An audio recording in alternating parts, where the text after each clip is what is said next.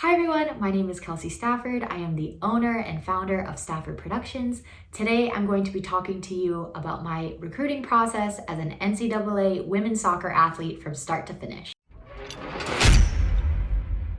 I was recruited back in 2013, 2014, and 2015. The process may have changed a little bit, however, the key elements have stayed the same over the years. Before we get started, I just want to ask if you could like this video, leave a comment, and subscribe to the channel. That would mean so much to me just for support, and we'll be continuing to roll out more video content like this. Without further ado, let's get started. I'm from Fort Lauderdale, Florida, so I played for Team Boca, and I started with them back in 2009 when the ECNL had just been founded and come into the world of soccer. I played for the Florida Premier League as well as ECNL more in my later years of club soccer. And I started with them when I was U13 and played all the way up to U18. So I did play with them for about 6 years. We did all of the showcases that were going on at the time. So we did Disney Showcase, Castle in Raleigh, Jefferson Cup, PDA. We went to Houston. We did basically all of the major tournaments that were around. As you go through the recruiting process, and if you start early as a freshman like I did, keep in mind that if you start emailing your freshman year and your sophomore year, coaches won't be able to respond to you until the end of your sophomore year going into your junior year. This is due to NCAA regulation, but it is a good time to start getting out there, start letting them know your interest and that you really want to play for their program and make an impact. What you want to include in your email is your highlight video, all of your information about yourself, the club you play for, the teams you play for, and any accolades. I made 2 recruiting highlight videos through the course of my recruiting process, and I probably should have made more. If you are starting early as a freshman and you're going through freshman, sophomore, junior, senior, you really want to be making a highlight video for every season. If you're playing high school and club at the same time, you want to include both of that footage inside your highlight video. Coaches want to see a good progression of you going through the club years and high school and how you're improving as a player. Now, a question we get a lot here at Stafford Productions is what's more valuable, club footage or high school footage? If you do have both club and high school, you want to include them both inside the highlight video. However, your club footage should be at the beginning of the video, and at the very beginning of the video should be all of your best footage in general. Coaches really only watch about 1 minute and 30 of your video, so you really want to load up that first part of the video with the best stuff to make a really good first impression. If you have more questions about highlight videos, you can drop them in the comments below. I will be doing a review of my high school and club highlight videos that I did create in a later video. However, if you do have current questions, feel free to put them below. I started emailing college coaches my freshman year, and my mom and I did the recruiting process together. Back then, there wasn't a whole lot of recruiting companies around. We started with a ton of lists of college coaches. We found them online, and we created a cover letter email for me, which is basically your introductory email that just says your name, class, GPA, position, the club that you play for, accolades, anything like that. And you send it off to them, letting them know that you are interested in playing for them and hopefully to be recruited by them. We emailed tons, probably over hundreds of college coaches. When emailing college coaches, something to keep in mind, do not add all of the coaches into one email on the same list. You'll want to email each coach and program that you're going to be interested in individually and not accumulate them all on one email.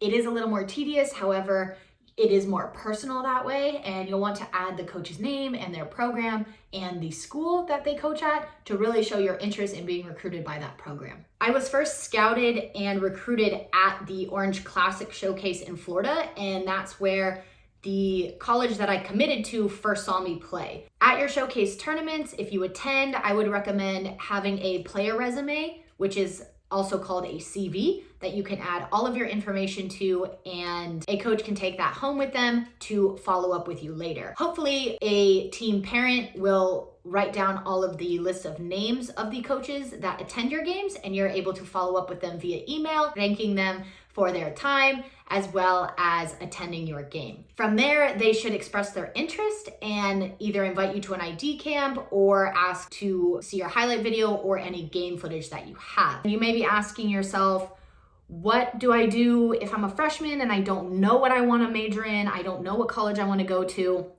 That's where ID camps come into play. In my case, as a freshman, I attended a lot of ID camps in Florida originally to get the feel for college soccer, the college campus experience, and the major that I wanted to go into. If your child is just starting out, you're not sure the direction you want to go or even how to be seen by college coaches, going to some ID camps in your state that are financially affordable, reasonable, and not too far to travel is a good way to get your name out there and start to get seen by college coaches. A lot of questions I've been getting via Twitter and Instagram have been, which is more valuable, ID camps or showcases? My answer is they're both valuable and you should not choose one over the other. I was recruited via showcase, you may be recruited via ID camps, so in terms, I would attend both. During my junior year, I attended about 5 ID camps from schools that were heavily recruiting me, and I did my research, I liked the program, they had my major, and it just seemed like a good overall fit. And during these ID camps, my mom and I actually did an overall college tour to see all of these schools in more depth, because if you're going to go away for 4 years, you want to be sure that you're going to be happy in your new home. We did a huge college tour of all of the schools that were interested in me. We saw the campus, the academic program, the soccer program, met with the coaching staff, really did good research of every program. And all of these visits were unofficial and unpaid.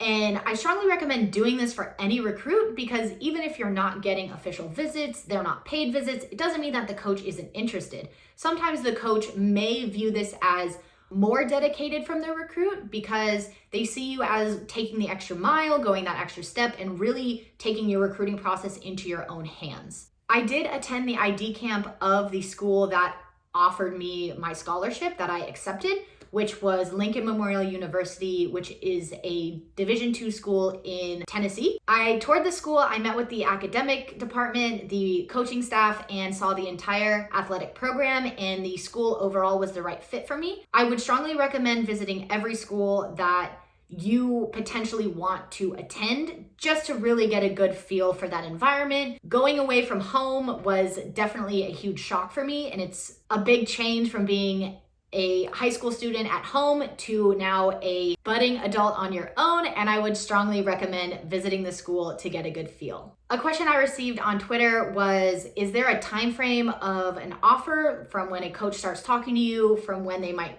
make you an offer? In my case, I started talking to Lincoln Memorial University going into my junior year. I had sent them emails my sophomore year. They had seen me play at Orange Classic, and then I started corresponding with the coach as I was a junior.